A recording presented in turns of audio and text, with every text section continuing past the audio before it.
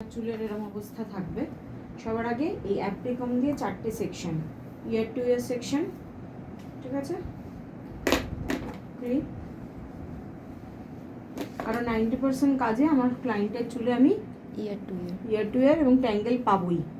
তো সেক্ষেত্রে ট্যাঙ্গেল মানে জট, তো সেটা আমাকে সেট করে নিতে হবে। কোনো কাজই আমি চুল ফাইনভাবে না আঁচড়ালে পারবো না, তো সেটা আমার খুব বেশি ইম্পর্টেন্ট।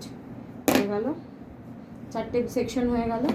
আমার যদি প্রথম কাজ করতে অসুবিধা হয় আমি সব জায়গাতেই একটা করে সেকশন করে ক্লিপ আটকে দেবো।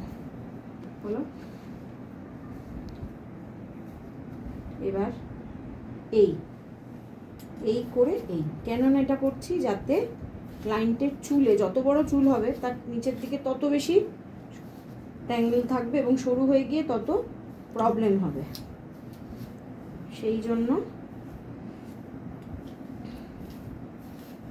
এই চুলেও টান পড়বে না, যার হেয়ার ফল আছে তারও এই সমস্যাটা আমরা ফেস করব না, ঠিক আছে।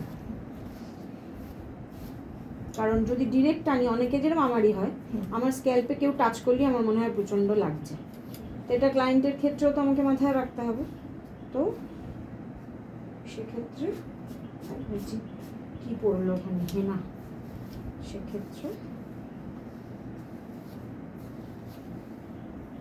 যে কোনো ক্ষেত্রেই আমাদের কিন্তু সবসময় ঠিকমতো চুলটা কম করে নিতে হবে।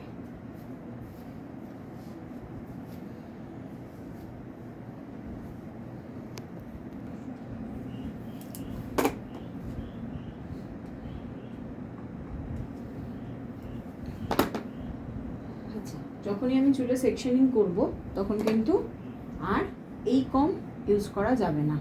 হেয়ার কাটিংয়ের জন্য সবার আগে সেকশনিংটা আমাকে নিট অ্যান্ড ক্লিন করতে হবে। এই সাইডে চলে যায় নচেত টুয়ার। আমরা কীভাবে ফ্রন্ট পার্টে সেকশনিং নেব না, এই যে নাকের ওপর, এই যে নাক, এই যে এখান থেকে স্ট্রেট,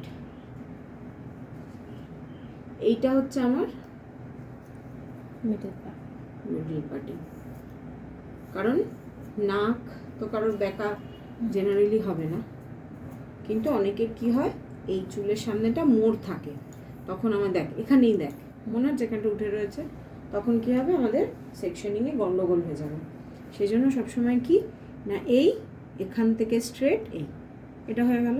আচ্ছা, এই অবধি যেই গেল, যেখানে ধর আমার চিরুনিটা এরমভাবে আমি ধরছি বা এরম লম্বাভাবে ধরছি, ঠিক এই যে এইখানে দেখবি আমার খাড়া হয়ে রয়েছে, দেখবি আস্তে আস্তে যে সরবে চিরুনিটা আর কিন্তু খাড়া থাকবে না, আস্তে আস্তে কাত হবে টেলকমটাতে। যেই এখানে থাকবে, এই যেই জায়গাটা আমার মেন, সেই পাশ থেকে এই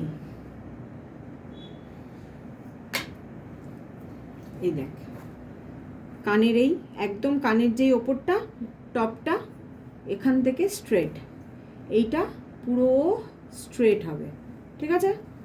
এই পুরো স্ট্রেট হয়ে গেল। এই যেটাকে পুরো স্ট্রেট টানছি, এই হয়ে গেল।